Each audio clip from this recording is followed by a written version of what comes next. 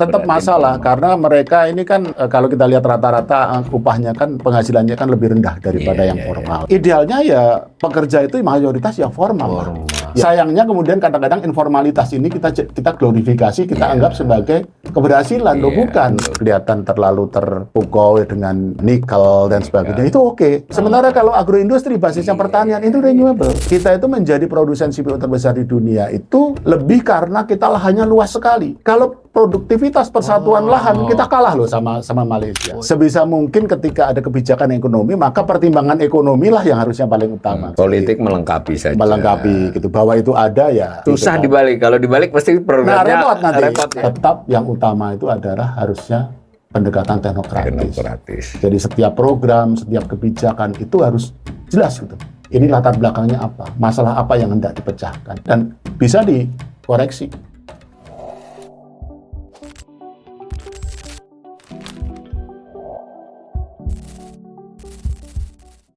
Salam cerdas. Ibu, Bapak, saudara-saudara yang saya hormati, kembali berjumpa dengan saya di kanal Awali Rizki dalam sesi ngobrol ekonomi.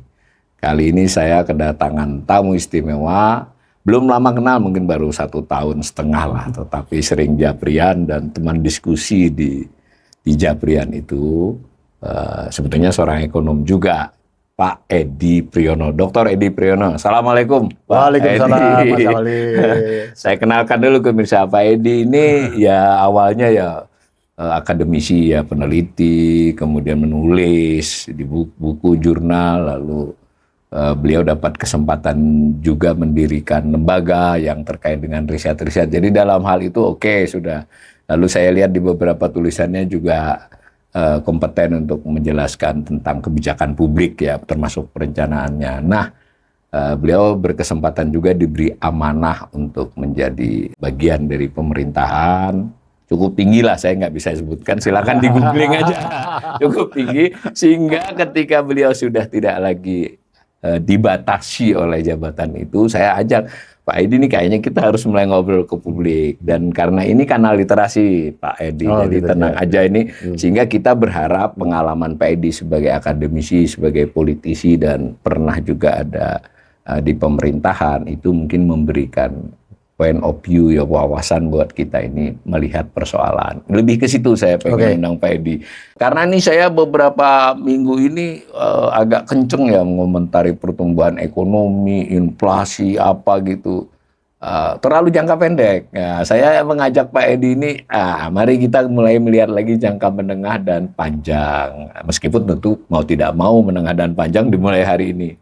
Nah, kita kan sudah dengar ya Pak Edi, dan Pak Edi pada waktu itu menjabat. Sebenarnya yang mengungkapkan Indonesia Emas itu sebelumnya juga sudah ada, tetapi Pak Jokowi ini baratnya itu menggemparkan bahwa kita akan menuju Indonesia Emas 2045. Dan sejauh ini Pak Prabowo juga masih itu. Jadi ini nanti kita mau lihat perspektif Pak Edi Indonesia Emas itu seperti apa. Dan bahkan Pak Prabowo nampaknya ingin mempercepat arah sana, atau antara lain dengan kebutuhan untuk ekonomi tumbuh 8%, itu kan menuju sana, dan lain sebagainya. Pak Edi melihat soalan-soalan utama kita menuju Indonesia Emas itu apa, terutama dalam perspektif ke ekonomi. Gimana Pak kira-kira?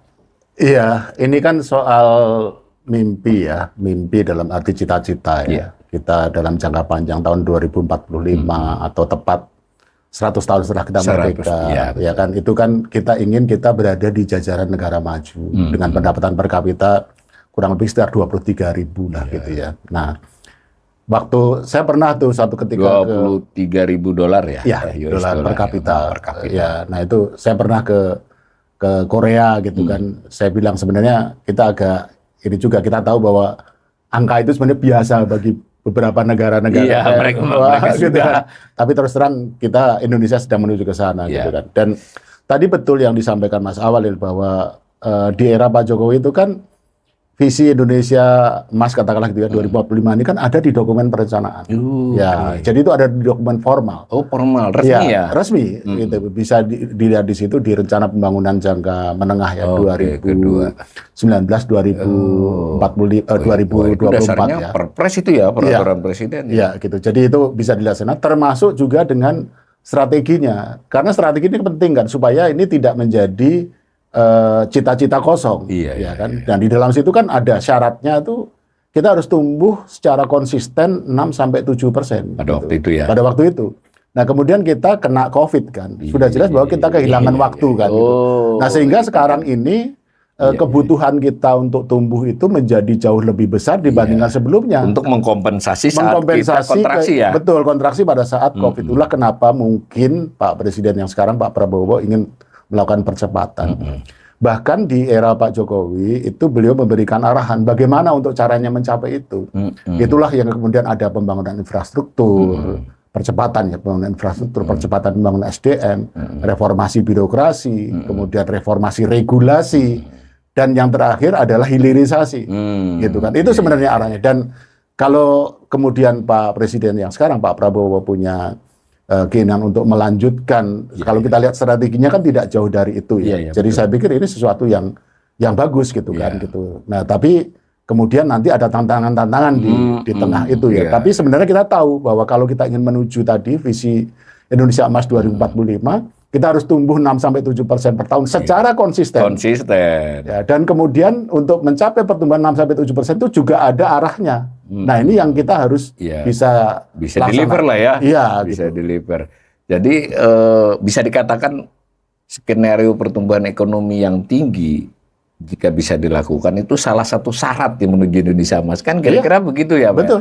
Nah betul. Masalahnya tadi ada masalah ketika ada COVID, berarti kita harus mengkompensasi itu. Kemudian dari di luar COVID pun kita nggak jauh dari 5 Pak, 5 bahkan ya 5,06, 5,07 kan. Dan kelihatannya tahun 2025 yang berjalan ini pun ya nggak jauh-jauh dari 5,05 kan nantinya toh.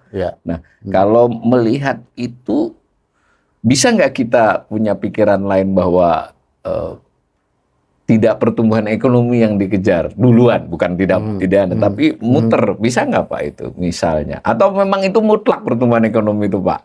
Ini harus to the point Pak. Kayaknya pertumbuhan ekonomi tinggi ini apakah memang tanda petik keharusannya, bukan berarti ini? Bahkan kalau saya bilang itu harus, tapi tidak cukup bahkan gitu ya. Atau kalau orang ekonomi bilang, orang ekonomi sering bilang necessary but not sufficient.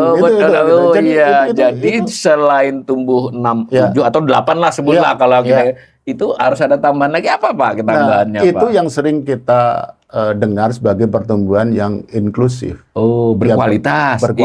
Inklusif menjangkau semua. Iya, menjangkau semua, berkualitas artinya mensejahterakan. Karena apa, pertumbuhan yang tinggi tidak selalu mensejahterakan semua orang. Tadi tidak selalu inklusif. Iya, tidak akan menuju Indonesia Emas ya. Iya, gitu. Ini terkait dengan ketimpangan sektoral. Betul. Ketimpangan kelompok masyarakat juga ya. Antar lapisan juga. Kalau ini terlepas hanya sekedar pandangan, jadi nggak ini. Ke yang sudah berlalu itu cukup inklusif nggak Pak? Secara teknokratis ini pandangan Pak Edi. Kalau kita lihat ini ya, sekarang kita bedah pertumbuhan ekonomi kita gitu ya. Kalau menurut sektor ya, itu kan mesin pertumbuhannya masih di industri. Industri. Nah, cuman industri-industrinya ini kan industri yang kebanyakan misalkan industri yang basisnya pertambangan. Nah, kita kalau lihat daerah ya, misalkan Maluku Utara, itu kan sempat berapa puluh persen pertumbuhannya, karena dia ada pengolahan sederhana lah. Nah, gitu. Ya nggak hanya gali, tapi ngolahnya dikit gitu. Iya, ngolahnya sedikit, ada pengolahan dan cenderung padat modal. Gitu. Jadi tenaga kerja yang diserap ya banyak, tapi tidak sebanyak industri-industri yang lain yang sekarang justru sedang kesulitan. Seperti industri tekstil dan produk tekstil itu kan sekarang sedang kesulitan. Industri alas kaki ini juga kita sedang. Ini otomotif juga katanya mulai goyang-goyang juga. Gitu. Rokok. Ya rokok gitu kan gitu. Nah jadi itu juga. Tapi intinya seperti itu ya. Jadi tidak cukup hanya tinggi, tapi harus berkualitas. Iya. Tapi memang harus tinggi. Harus tinggi. Ini pemirsa, jadi saya seneng nih. Karena memang nggak boleh ngeles juga kita kan. Bahwa soal tercapai atau tidak, ini soal strategi. Tapi bahwa ini memang syarat apa? Necessary condition. Necessary condition. Sufficient condition-nya inklusivitas. Inklusivitas tadi baru diomongi sektoral. betul boleh memang harus industri, cuma industrinya ya lebih merata gitu kan gitu ya Pak Edi ya. Kalau inklusivitas di luar soal industri, karena saya gini di narasumber saya ini ada yang agak radikal Pak Edi, dan saya sederhanakan karena sumber pertumbuhan ekonomi itu kan tenaga kerja modal ya tambahlah sumber daya alam, dua ya si modal ini termasuk sumber daya. Ini si tenaga kerja ini kan dapatnya upah, si modal ini dapatnya return, profit return dijadiin 1 R lah kalau udah R. Yang ini pertumbuhan 5 ini si R-nya 7, yang ini 3 secara umum kan. Nah berarti kan kalau jangka makin lama kan makin timpang dong Pak. Itu masuk nggak dalam perhitungan inklusivitas? Mestinya di treatment.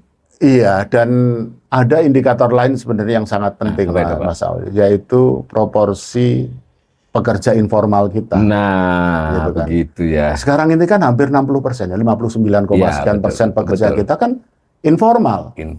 Nah, memang kemudian adalah yang bilang, lo informal kan nggak berarti susah gitu ya. Ya iya, tapi saya kan termasuk loh Pak. Iya, gitu kan? Tapi ya saya agak susah masih. Karena kalau definisi pekerja informal itu kan pekerja mandiri, pengusaha mandiri, pengusaha berusaha sendiri, berusaha dibantu buruh tidak tetap. Kemudian buruh lepas baik pekerja bebas, sama pekerja yang tidak dibayarkan. Itulah yang disebut pekerja. Nah, yang non pertanian ini kadang ada yang karena konsultan bagus. Nah, makanya bagus YouTuber atau influencer tapi gitu kan. Secara keseluruhan tetap berat. Tetap masalah karena mereka ini kan kalau kita lihat rata-rata upahnya kan penghasilannya kan lebih rendah daripada yang formal. Yang kedua dia tidak terproteksi secara jaminan sosial dan sebagainya. Jadi ini tidak bisa kita anggap tidak masalah. Jadi ini sekarang bagaimana kalau idealnya ya pekerja itu mayoritas ya formal. Ya dengan upah yang layak. Kalau yang tidak formal itu karena dia milih, bukan karena terpaksa kan gitu. Atau jumlahnya jangan terlalu banyak. Jadi itu kan menunjukkan bahwa sementara kan pertumbuhan kita kan lumayan. Sebut aja lumayan 5, tidak rendah. Tidak rendah gitu kan, lumayan. Tapi kita punya masalah berarti sumber-sumber pertumbuhannya ini kelihatannya tidak bisa atau belum bisa menjangkau banyak orang.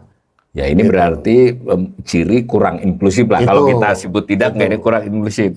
Iya, jadi kurang inklusif ini berarti antara lain terdeteksi dari tenaga kerja yang masih dan ini berarti juga kalau kita lanjutkan. Mungkin itu juga loh yang menahan hanya 5%. Jadi bolak-balik tuh sebetulnya ini. Karena artinya produktivitas dengan pekerja informal itu kan pasti tidak terlalu tinggi ya. Nah, saya lihat ada yang menurut saya masalah itu. Masalahnya kadang-kadang kita justru glorifikasi itu. Melalui sisi yang lain ya. Karena kan di dalam pekerja informal tadi kan ada yang berusaha sendiri, berusaha dibantu buruh tidak tetap. Ini kan yang mayoritas usaha mikro. Ini kalau data dari Kementerian waktu itu Kemenkop UKM itu kan sekitar 64 juta usaha. Itu adalah usaha mikro, 64 juta usaha mikro dan itu 99,9 dari unit usaha di Indonesia. Dan itu yang pekerja sampean jumlah sendiri mah angkanya dekat itu, Pak. Dekat sih itu, jutaan itu. Nah, cuman kan kita sering justru glorifikasi. Ini jangan begitu. Ini justru ya memang di satu sisi dia menjadi jaring pengaman lah. Tapi kan kita nggak bisa biarkan rakyat kita, masyarakat kita itu hidup sekedarnya dalam arti asal hidup. Kita kan mesti buat mereka tumbuh kan. Nah, jadi ini yang tadi saya sebut. Sayangnya kemudian kadang-kadang informalitas ini kita glorifikasi, kita anggap sebagai keberhasilan, bukan. Ini harus ada pengakuan, kesadaran lah. Dan oleh karena itu dengan pengakuan kita harus improve kan, gitu, perbaiki mereka untuk naik kelas. Gitu, ini kaitannya dengan kualitas pertumbuhan ekonomi tadi, Pak. Betul. Berarti ini kayak ya saling menumpang ya. Kalau kurang berkualitas ini meningkat formal atau tertahan banyak. Kalau ini kualitasnya bagus, ini mesti berkurang dengan sendirinya. Dan kalau ini berkurang mendorong produktivitas, mungkin bisa 6 atau 7 itu. Boleh nggak pendapat Pak Edi ini saya katakan begini, sebenarnya kalau kita bisa mengurangi informalitas itu bisa jadi pertumbuhan kita terpicu ke 6 atau 7 ya Pak? Ya bisa, dan itu bisa saling hubung ya. Saling hubung ya, karena kalau pertumbuhan kita bagus dan inklusif itu kan akan semakin banyak pekerja yang karyawan ya, Iya, iya. yang formal, Iya. bukan buruh lepas, Iya, bukan karena pekerja tidak si dibayar. pengusahanya, perusahaannya pun lebih berani ya, Betul, lebih betul. berani mengangkat Ya. mereka jadi pegawai tetap. Nah, di sisi lain kalau kita lihat kan pekerja kan tidak semuanya karyawan ya, Iya, kan betul. bisa dia berusaha sendiri. Iya. Yang berusaha sendiri juga harus meningkat gitu loh, Meningkat. menjadi lebih mampu memberikan penghasilan yang layak, bukan Iya, sekedar Pak hidup. Dedi. Iya. Gitu. Produktivitas itu kan nggak hanya tenaga kerja, Ya. ada juga produktivitas modal teknologi. Saya pernah lihat waktu kita whatsappan Pak Edi mengatakan kita selain soal tenaga kerja ini kita untuk Indonesia Emas pertumbuhannya 6, 7 atau 8 lah. 8 ditambahkan oleh Pak Edi harus tambah berkualitas terkait ketenaga kerjaan. Saya pernah lihat juga pendapat Pak Edi itu ini juga ada urusannya dengan produktivitas keseluruhannya. Iya. Gimana tuh Pak jelasin? Kata Pak Edi ekor kita masih tinggi. Iya, ICOR ini kan kalau saya pikir mungkin pemirsa sudah banyak yang tahu, tapi kalau mungkin sedikit diulang ya. ICOR ini kan incremental capital output ratio. Jadi intinya kan berapa tambahan modal yang diperlukan untuk satu satuan pertumbuhan. Gitu kan. Nah, jadi itu menunjukkan efisiensi. Iya. Nah, kita ini ICOR kita itu masih tinggi, ya. Gitu. Bersekitar berapa Pak? 6 atau apa 6,5 itu. gitu Ya, gitu ya. 6 Jadi something. Iya, gitu. Jadi kita membutuhkan modal yang sangat banyak untuk 1% 1% pertumbuhan gitu kan. Nah, ini kalau kita bisa efisienkan, ya kita dengan investasi atau modal yang sama, kita bisa menghasilkan pertumbuhan yang lebih tinggi. Nah, ini kita mesti lihat nih bocornya di mana. Nah, Kenapa nih ICOR tinggi? Ini dari zaman dulu, dari zaman saya kuliah juga kita sudah tahu masalah Gitu kita ICOR. Dulu kalau saya nggak salah benchmarknya 3,5, 4 kita 5 ke atas. Sekarang malah bukannya membaik, malah 6. Ya, gitu kan. Nah, ini yang kita mesti introspeksi, kita mesti berani jujur ya. Jadi investasi selama ini bagaimana gitu. Bahkan ada yang bilang, oh ini kan karena semakin ada perubahan teknologi dan sebagainya. Loh, kalau perubahan teknologi bukannya jadi harusnya lebih efisien, gitu kan? Dan yang penting negara lain kok membaik, kok kita gitu kan, memburu. ya, kita nggak usah mikir sendirilah, benchmark negara lain aja lah. Gitu. Nah, jangan-jangan nih mungkin para pelaku usaha yang mungkin bisa bisa memberikan informasi kepada kita persisnya persoalan di mana. Kalau mereka misalkan invest 1 triliun gitu ya, benar nggak itu 1 triliun itu benar-benar untuk kegiatan investasinya, kegiatan usaha? Jangan-jangan ada yang belok kemana, yang harus belok kemana, kita nggak tahu. Jadi perhitungan ini juga perlu lihat presisinya. Tapi kita terima dulu bahwa kita punya masalah di ICOR di produktivitas efisiensi, Pak. Nah, saya pernah dengar pendapat orang, ICOR ini bukan soal teknologi masalahnya, betul seperti kata belok-belok tadi itu.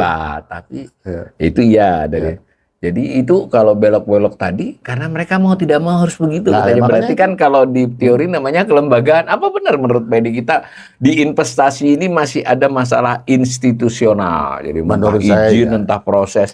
Menurut saya ya, dan ya kita jujur ya, pemerintah kan sudah melakukan sesuatu ya. Ada sekarang namanya online single submission, OSS itu kan.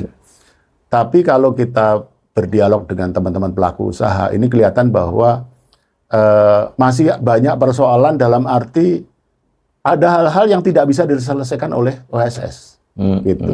Jadi ada izin-izin lain yang mereka harus urus, gitu ya, di luar sistem OSS, gitu. Nah ini saya kira menjadi tantangan lah karena kita ini kan kadang-kadang lupa ketika kita punya program itu kadang-kadang kita lupa ini dulu tujuannya apa ya, gitu kan.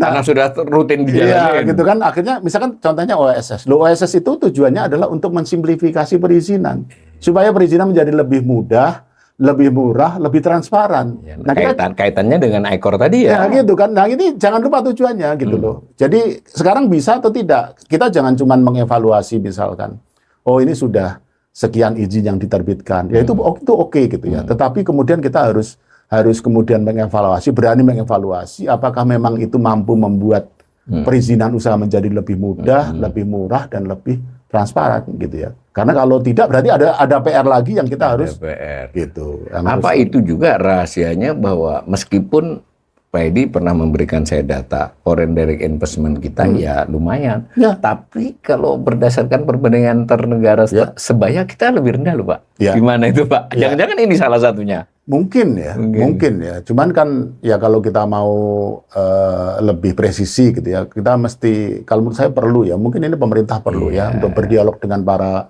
pelaku usaha, para investor. Gitu. Mereka harus didengar karena kan pertumbuhan ekonomi sumbernya kan dari sana. Iya, pemerintah cuma 10% lah ya. Penyerapan tenaga kerja juga dari sana. Apalagi kalau tambahan tenaga kerja baru, Mas. Angkatan kerja baru di kita itu setiap tahun kan mungkin sekitar 2 juta. Iya, betul.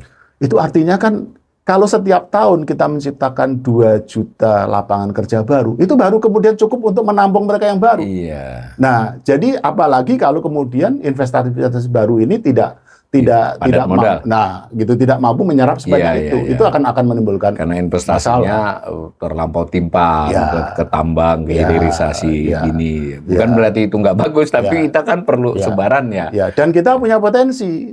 Gitu, kita punya potensi. Salah satunya itu kan agroindustri. Nah, ini menarik ini Pak. Jadi kita nggak boleh. Ya betul ya bahwa ini nikel, batu bara oke, tapi kan nggak boleh kita begitu ya Pak ya. Ini ada potensi. Apa yang menurut yang selama ini Pak Edi lihat-lihat itu yang sebenarnya mungkin menjadi motor pertumbuhan ekonomi dan penyerapan kerja di masa-masa menengah ke atas gitu. Ini tadi saya sudah sebut ya, agroindustri ini salah satu yang kita entah kenapa gitu ya, kok nggak terlalu kelihatannya kita kayak serius abai kayak abai gitu ya. Jadi kita kemudian kelihatan terlalu terpukau dengan yang nikel dan sebagainya. Itu oke. Tapi jangan lupa mereka sumber daya yang tidak bisa diperbarui loh. Non-renewable. Sementara kalau agroindustri basisnya pertanian itu renewable gitu ya. Nah, contohnya sawit kita lah. Kita memang sekarang menjadi produsen CPO atau minyak sawit terbesar di dunia sekarang. Yang kedua itu kan Malaysia. Tapi jangan lupa bahwa kita itu menjadi produsen CPO terbesar di dunia itu lebih karena kita lahannya luas sekali. Kalau produktivitas persatuan lahan kita kalah loh sama Malaysia. Oh, ini penting ini. Gitu. Nah, nanti ada hubungannya dengan benih, bibit, tata kelola atau dalam arti usaha tani. Sesuatu yang sangat bisa ditingkatkan. Ini sangat bisa. Kita masih bisa lebih besar lagi. Gitu. Tanpa harus kemudian membuka lahan baru dan sebagainya. Tingkatkan produktivitas persatuan lahan. Nah, itu baru kelapa sawit yang sekarang memang masih bagus ya. Masih bagus. Tapi kadang-kadang begitu Pak, kalau lagi bagus keinginan efisiensinya kurang. Gitu karena kita terlena. Tapi bagaimanapun ini potensi ya. Ini potensi. Kemudian kelapa. Kemarin kan sempat ternyata ekspor kelapa utuh kita itu besar. Nah, ini kalau kita bisa kembangkan industrinya, nah ini makanya bagus nih kalau memang ada program atau keinginan dari pemerintah, Pak Presiden, Pak Menteri Pertanian, kelapa terus.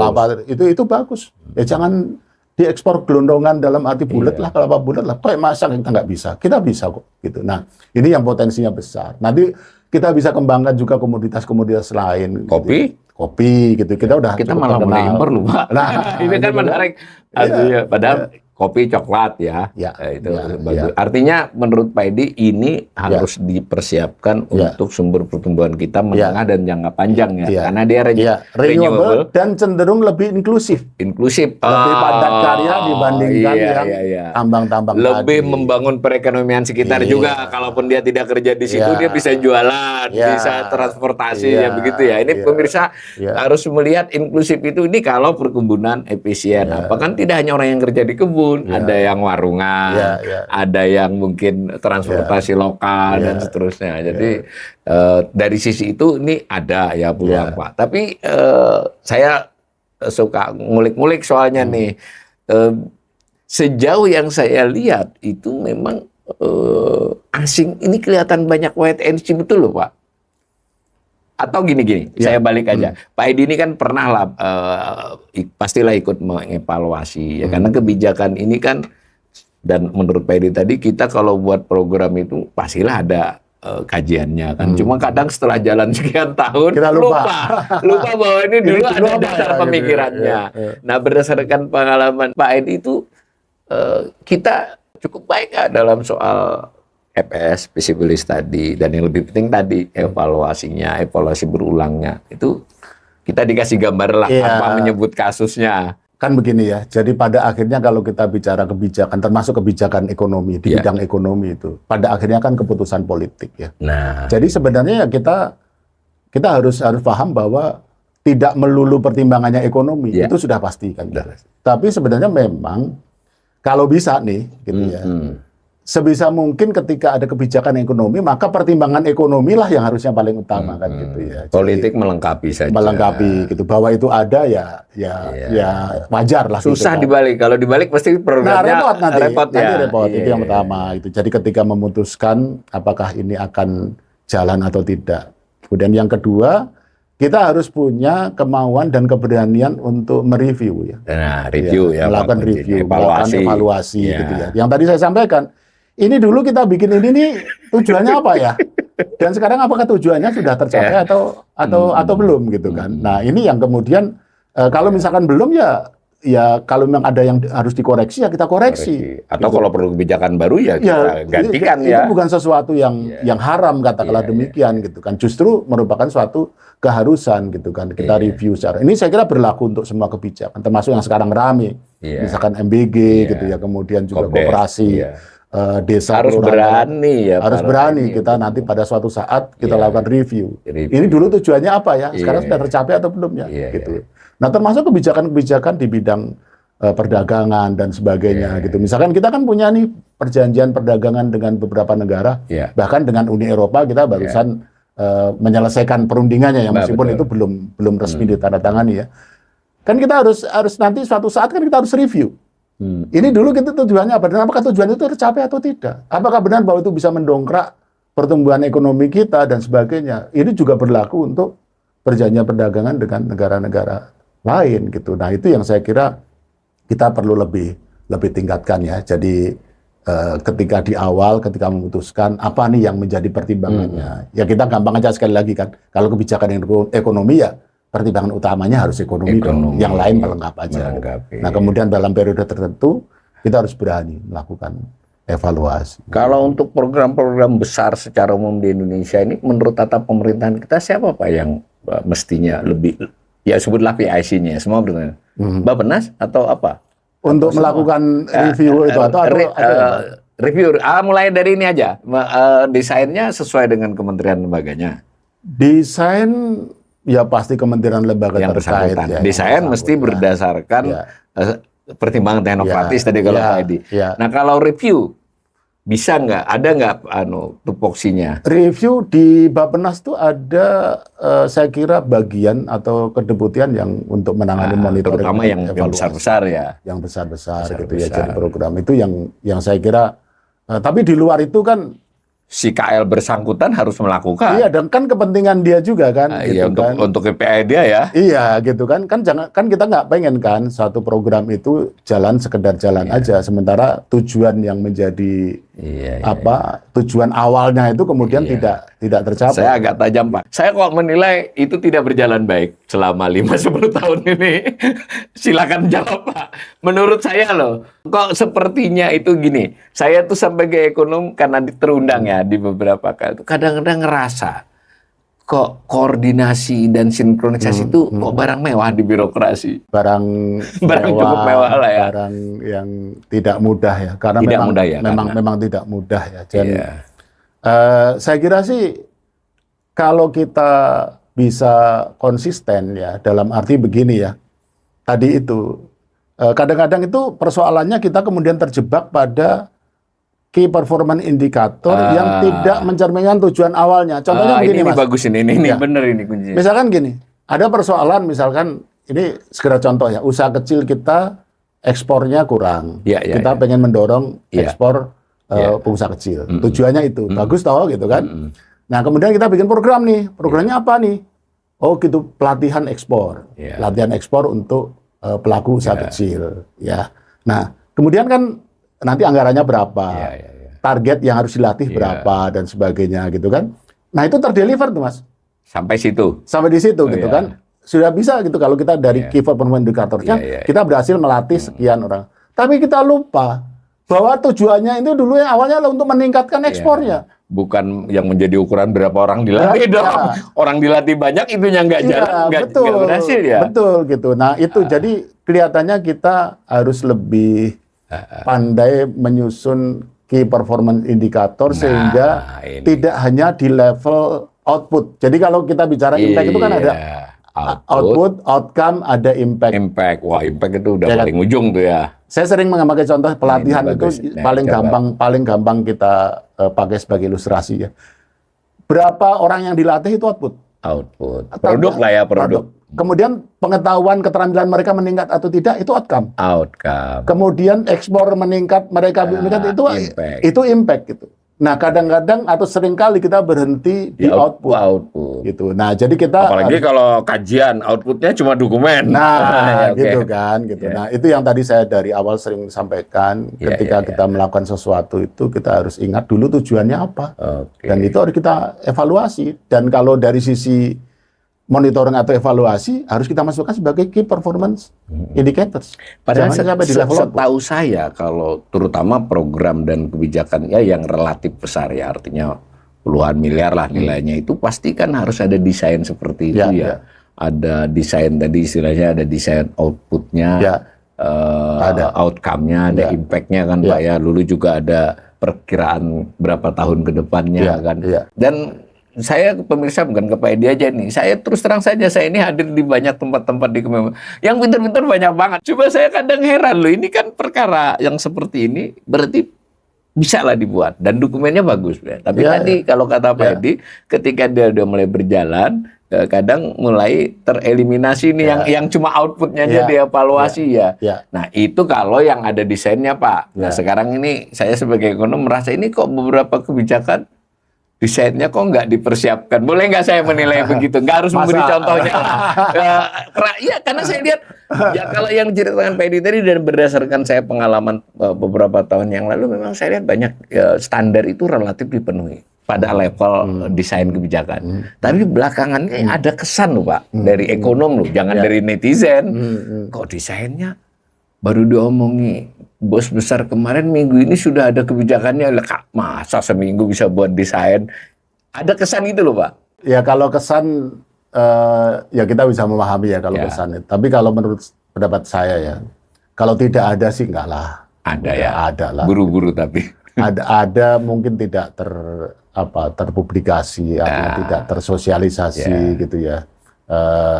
Tapi kalau ada sih pasti ada ya, karena nggak boleh ya kalau apalagi dia jadi perpres, jadi peraturan menteri harus ada dokumen itu ya menyertai. Begitu ya pemirsa.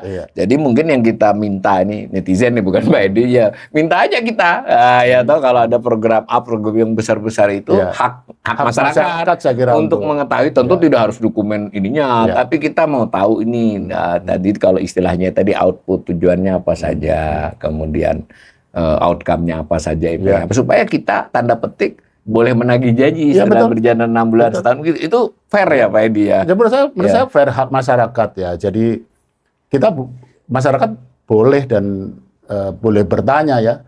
Ini sebenarnya tujuannya apa sih? Karena nanti akan dievaluasi baik oleh pemerintah sendiri maupun oleh masyarakat berdasarkan tujuannya tadi. Kan kita supaya tahu gitu kan gitu. Nah, jangan sampai nanti tujuannya belok. Kan bisa aja kan gitu. Nah, ini kan kaitan dengan pembicaraan kita di depan tadi tidak terlepas loh pemirsa, karena tadi kita butuh pertumbuhan ekonomi yang tinggi dan ditambahkan oleh Pak Edi berkualitas. Berkualitas itu ada beberapa sisi ketenagakerjaan kan, sisi sektoral dan sisi ini juga karena semakin terbuka, semakin ada ekspektasi. Ini kalau saya nafsirkan Pak Edi. Kepercayaan masyarakat itu kan terkait dengan ekspektasi. Kalau masyarakat kemudian merasa ada asa, ada hope, dan itu rasional hope-nya, itu kan akan kembali ke pertumbuhan lagi kan. Nah kalau di sini tersumbat, ibaratnya kalau bahasa preman, lu nggak perlu tahu lah, lu ikut aja. Ini pasti merintangi. Benar nggak saya melihat begitu Pak Edi? Saya kira betul itu ya. Dan ya terlepas dari itu kan, apalagi kalau kita bicara program pemerintah ya. Ini kan anggarannya kan pakai uang rakyat istilahnya. Jadi masyarakat berhak tahu lah gitu kan. Dan juga berhak mengkritisi gitu ya. Dengan cara-cara yang baik saya kira ya. Karena tadi itu contohnya gini lah. Misalkan infrastruktur yang kita bangun gitu ya. Kan tujuan kita bukan membangun infrastruktur terus selesai kan? Kita bukan kontraktor gitu kan gitu kan. Contohnya bangun bendungan, bangun pelabuhan, bangun bandara udara, bangun jalan dan sebagainya. Itu kan ada tujuannya tadinya kan? Nah, kita harus bisa Kalau si mengevaluasi. kontraktornya boleh selesai karena dia output. Iya, karena dia output kan begitu Iya, bangunannya selesai, dia selesai selesai output. dia. Tapi kita kan bukan pemerintah kan bukan kontraktor gitu kan. iya. Ini kan dulu ada tujuannya. Iya. Misalkan bendungan. Bendungan itu dibangun untuk meningkatkan irigasi, jaringan irigasi untuk sawah. Nah, ini kan harus Impaknya produksi padi. nah, kita harus evaluasi. Evaluasi. Gitu kan. Harus berani mengevaluasi. Iya. Apakah bendungan yang dibangun ini sudah meningkatkan berapa? Bukan harapannya loh ya, Iya, realitanya loh ya, gitu. Karena kalau harapan sudah pasti dulu rencananya kan begitu. Iya. Ketika ini dibangun akan debit air sekian, akan menambah ini dan sebagainya. Termasuk misalkan bandara, gitu. Dulu kan pasti ada masalahnya kan. Iya, Kenapa kemudian dibangun bandara? Ini kan pasti ada tujuannya. Tujuannya apa? Nah sekarang kita harus evaluasi. Kereta cepat. Termasuk. Apapun, Pak Edi tidak bermaksud case-nya ini Iya, ya, bahwa iya. cara berpikir kebijakan Betul. publik itu yang benar tuh seperti itu. Iya, Dan kaitannya untuk memastikan Indonesia emas tadi. Iya, Kalau kelembagaan ini tidak diberesin, ya ini pastilah di 5 itu sudah nggak bisa kemana-mana. Iya, Nah, tadi saya off-air tadi Pak Edi sempat cerita juga, Pak Edi suka punya kajian riset pengamatan di daerah. Ada nggak yang bisa disampaikan tentang daerah, Pak? Tentang daerah. Iya, yang dari yang Bapak lihat itu. Kalau Entah itu berdasarkan tantangan, entah potensi, entah hambatan apa. ya kita pernah melakukan kajian tentang waktu itu Undang-Undang Cipta Kerja Iya. dari sudut pandang pelaku usaha. Karena Undang-Undang Cipta Kerja tujuannya kan bagus, Iya. ya kan? Terlepas dari ini ya, Ya, ribut-ributnya. ribut-ribut proses hukum dan Ya. sebagainya. Kalau kita fokus di substansi, sebenarnya kan substansinya ini bagus, Iya. yaitu untuk melakukan sinkronisasi antar regulasi. Iya. Ya, aturan tentang penanaman modal yang tadinya di sana, di sini beda-beda, sekarang disatukan. Kemudian di situ ada kemudahan, memberikan berbagai kemudahan Iya. untuk pelaku usaha. Kemudian kita melakukan kajian, kita cek ke lapangan, itu pengusaha merasakan ada kemudahan atau enggak. Nah, ternyata kemudian muncul Iya. kok nggak terlalu berasa ya gitu ya. Iya. Nah ini undang-undangnya yang salah, Iya. atau kemudian implementasinya, iya. ataukah ada regulasi lain yang kemudian Tidak sesuai dengan tidak sesuai semangat dengan itu semangat ya. itu. Nah, cuman jangan lupa bahwa tujuan awalnya itu memberikan kemudahan untuk dunia usaha sebenarnya. Iya. Jadi kalau kemudian kita sudah punya undang-undang cipta kerja yang istilah saya Iya. sampai berdarah-darah demo Iya, sana iya, demo sini gitu kan, tapi kemudian tujuannya tidak tercapai, ini kan Iya, itu kan iya. ironis. Iya. Nah jadi ini yang kemudian menjadi salah satu yang kita harus berani evaluasi gitu Iya. ya, gitu. Jadi supaya jangan sampai yang tujuannya bagus itu kemudian tidak terdeliver dengan baik, karena kita punya cita-cita yang sama, konteksnya kan itu. Jadi Pak Edi sempat nanya-nanya ke daerah, tanda petik Ya. nanya dalam arti riset. Iya, Ya, ya. betul. Betul. Iya, jadi ini yang saya senang dari Pak Edi ini. Kalau boleh nih, kalau dari seluruh rakyat Pak Edi ini mulai nih kelihatan Pak Edi ini betul-betul sebetulnya konsisten di jalur beliau sebagai seorang pakar di kebijakan publik ya. Saya boleh ngeringkaskan ini. Pertama ya kebijakan publik. Berarti kebijakan ekonomi termasuk ya Pak Edi ya. Itu harus didasari oleh desain yang jelas. Ya. Desainnya itu harus teknokratis, ada ilmiahnya, ada kajian pendahuluannya. Dan kalau dia kebijakan ekonomi, harus bobot terbesar perhitungan dan pertimbangan ekonomi, Pak ya. Kemudian itu disusun dengan standar-standar yang baku. Supaya apa? Supaya bisa direview. Kalau lebih ekstrim lagi dievaluasi kan. Review kan mungkin ya reguler lah. Dengan itu maka apakah ini diimprove atau kok malah dirubah sama sekali? Kan begitu ya Pak Edi. Itu cara berpikir Pak Edi jelas. Dan ini tidak lepas dari kalau pengen Indonesia emas. Karena ini salah satu syarat kan agar pertumbuhan ekonominya cepat dan berkualitas. Benar ya Pak Edi, saya menangkap penjelasan Pak Edi ini. Nah, mungkin sebagai penutup Pak Edi, Pak Edi kan punya pengalaman macam-macam itu. Kalau menyebutkan tantangan apa saja poin-poinnya yang cukup perlu sangat digarisbawahi di jangka menengah dan panjang ini terkait ini dengan kita menuju Indonesia emas, Pak. Ini karena sudah penutup, jadi mestinya pendek ya? Iya, nggak apa-apa, panjang Pak, panjang nggak apa-apa. Yang penting kelihatan bahwa Pak Edi melihat tantangan kita untuk menuju Indonesia emas, terutama sekali dalam hal ekonomi itu apa saja? Saya kira kalau mau singkat gitu ya, nanti kita bisa elaborate kalau mau gitu ya. Tantangan kita adalah bagaimana mengedepankan teknokrasi. Teknokrasi gitu ya. Jadi pertimbangan-pertimbangan teknokratis inti dalam menyusun program, dalam membuat rencana, ya kemudian nanti termasuk dalamnya tadi mengevaluasi dan sebagainya, itu adalah bagian dari situ gitu ya. Bahwa ada aspek-aspek lain, kita tahulah bahwa kalau kita di pendekatan perencanaan itu kan ada yang bottom up, dalam arti kemauan masyarakat. Harus dibangun juga. Ya, sementara pendekatan teknokratis ini kan hanya salah satu, ada bottom up, ada top down. Maunya gitu ya. bos apa? Maunya bos apa? Ya itu kita elaborate lah. Gitu. Itu kenyataan yang kita harus hadapi gitu ya. Tetapi kalau menurut saya ya, tetap yang utama itu adalah harusnya pendekatan teknokratis. Jadi setiap program, setiap kebijakan itu harus jelas gitu. Ini latar belakangnya apa? Masalah apa yang hendak dipecahkan? Kenapa pilihan kebijakannya ini? Bagaimana dibandingkan dengan pilihan kebijakan lain? Mengapa ini yang dipilih? Kemudian nanti kita evaluasi dan sebagainya, dan bisa dikoreksi. Begitu ya pemirsa. Ya, berarti saya nyimpulkannya nggak kalau saya jadi murid beliau ini dapatlah nilai 7 itu menyimpulkan. Tapi pernyataan penutup Prof. Aidi ini sangat bagus sekali saya kira. Dan mudah-mudahan beliau bersedia nih kalau bisa kita tiap minggu untuk hal-hal yang lebih detail, jadi terkait dengan case-case apa. Karena saya butuh nih orang seperti Pak Dr. Edi ini untuk sudut pandang yang buat para pemirsa saya ini kita pelan-pelan bersama-sama belajar, memperbaiki baik untuk kepentingan negara ini, untuk kepentingan kita juga ya Pak Edi. Kita siapapun kan harus memiliki wawasan yang pas lah tentang ini. Sampai berjumpa kembali di siaran berikutnya. Terima kasih Pak Edi kehadirannya. Sama-sama.